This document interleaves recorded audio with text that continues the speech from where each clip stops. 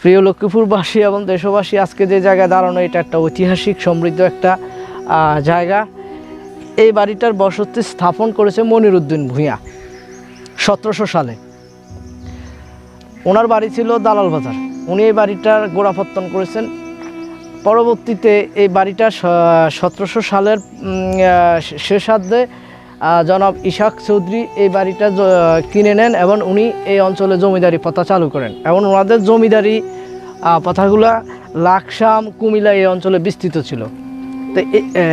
ছিল। এবং এই বাড়িটার এত একটা সমৃদ্ধ বাড়ি, লোকমুখে শোনা যায় যে এই বাড়িটাতে শেরে বাংলা একে ফজলুল হক পাকিস্তান পিরিয়ডে আসছেন। পাকিস্তান পিরিয়ডের তৎকালীন প্রধানমন্ত্রী নাজিমুদ্দিনও এই জায়গায় অবস্থান নিয়েছেন এবং ইশাক চৌধুরীর পরবর্তী যে বংশধর হিরু চৌধুরী, উনি বর্তমানে এখানে আছেন এবং ওনার বংশধররা স্ব জায়গায় সুপ্রতিষ্ঠিত। ওনারা বর্তমানে এই জায়গায় অবস্থান নিচ্ছেন না। যেমন আমরা একটা প্রাচীন মসজিদ দেখতে পাচ্ছি, এটা সম্ভবত জমিদারি জনাব ইশাক চৌধুরীর আমলে এই মসজিদটা তৈরিকৃত। আর এখানে তৎসময় ব্রিটিশদের লোকদের বিভিন্ন ঊর্ধ্বতন কর্মকর্তা কর্মচারীর পায়চারিতে এই জমিদার বাড়িটা মুখরিত ছিল। বাংলা অঞ্চলে যে 256টা জমিদারি ছিল, তার ভিতরে আমরা জমিদারি বলতে আমরা বুঝি যে হিন্দু ধর্মাবলম্বী লোকদের, কিন্তু মুসলমান লোকরা যে জমিদারি করত তার একটা বাস্তব প্রমাণ আমাদের লক্ষ্মীপুর এই জেলার ইশাক চৌধুরী বাড়ি।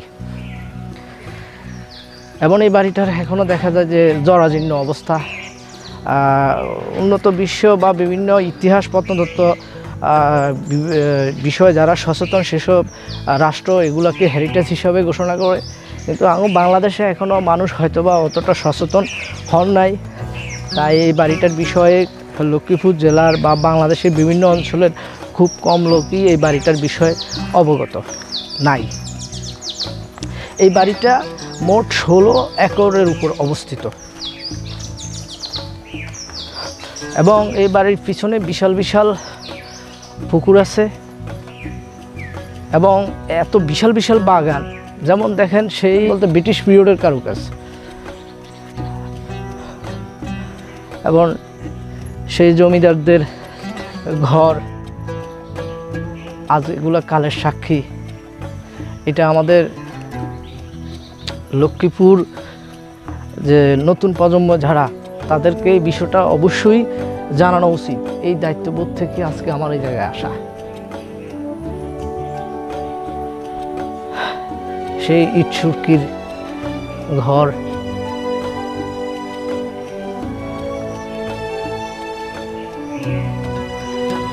কত জৌলুস এখানে ছিল, কত মানুষ ছিল, জন ছিল।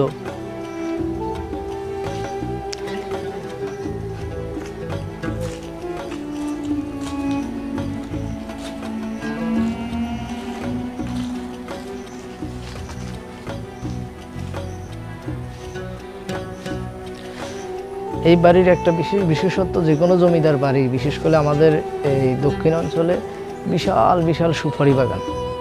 এই বাড়িটাও তার ব্যতিক্রম নয়। আর বিভিন্ন স্পেশাল গাছালিতে ভরপুর দেখা যাচ্ছে।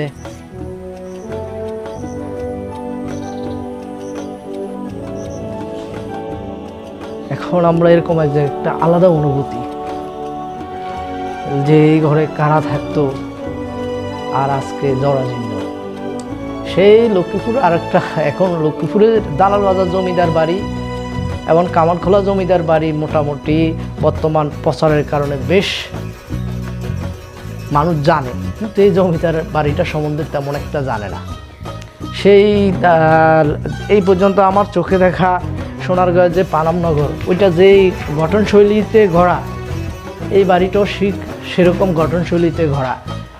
সে লোহার বিমের উপরে ছাদ ঢালাই,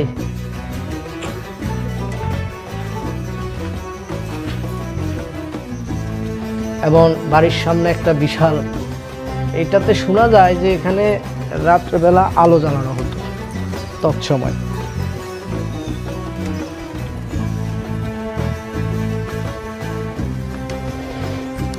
বর্তমান প্রজন্মের একজন হিরো চৌধুরী, ওনার বাড়ি হচ্ছে এটা। এই বাড়িটা ওনার বাড়িতে এখন ওনাদের এই প্রজন্মের বংশধর ছাড়া ওনারা বসবাস করছে। আর এই বাড়ির আশেপাশে যে লোকজন আছে ওনাদের কাছ থেকে শোনা যায় যে এই বাড়িতে অনেক বিষধর সাপ, বিভিন্ন শিয়াল, বিভিন্ন বন্য মানে দেশীয় পশু পাখির একটা অভয়ারণ্য, যেহেতু 16 একরের উপর একটা বিশাল বাড়ি। তৎকালীন সময় জমিদার যারা ছিলেন ওনাদের গৃহস্থলীর কাজকাম বা মুসাফির বা বিভিন্ন রকম পাইক পেয়াদা বিভিন্ন জনের এবং এলাকার উন্নয়নের স্বার্থে তৎসময় এই পুকুরটা খনন করা হয়েছে। এই বাড়িটা এতই বিশাল যে 16 একর, তারপরে এখানে বিশাল বিশাল বাড়ির পিছনে বিশাল বিশাল পুকুর অবস্থিত। এবং এই বাড়ির বর্তমান যারা বংশধর ওনারা স্ব জায়গায় সুপ্রতিষ্ঠিত, এই কারণে এই বাড়িতে তেমন একটা অবস্থান নেন না। এবং এই বাড়ির সামনে যে 2টা কবর দেখা যাচ্ছে, এই কবর 2টার বিশেষত্ব হলো যে এই বাড়িটার যে গোড়াপত্তন করেছেন মনিরুদ্দিন ভূঁইয়া, উনি ওনার আমলেও শোনা গেছে নাকি 2টা কবর এখানে ছিল। কিন্তু লক্ষ্মীপুরের খুব কম জায়গায় ইশাক চৌধুরী জমিদার বাড়ির নামটা উল্লেখ আছে। আমি গুগল, উইকিপিডিয়া এবং বিভিন্ন ইতিহাস ঘাটার চেষ্টা করছি, সেখান থেকে এই বাড়িটার সম্বন্ধে খুব কম তথ্য পাওয়া গেছে। তো আজকে আমরা চেষ্টা করেছি লক্ষ্মীপুর বিষয়ে, যদিও ইতিহাসে এই বাড়িটার সম্বন্ধে খুব কমই জানা যায়, তো চেষ্টা করেছি হয়তোবা অদূর ভবিষ্যতে এটা নিয়ে আরও গবেষণা হবে, আরও জানা হবে, শোনা হবে, আরও জানা হবে এই বাড়ির ইতিহাস। একটা মুসলিম জমিদারের বাড়ি, ইশাক চৌধুরীর বাড়ি।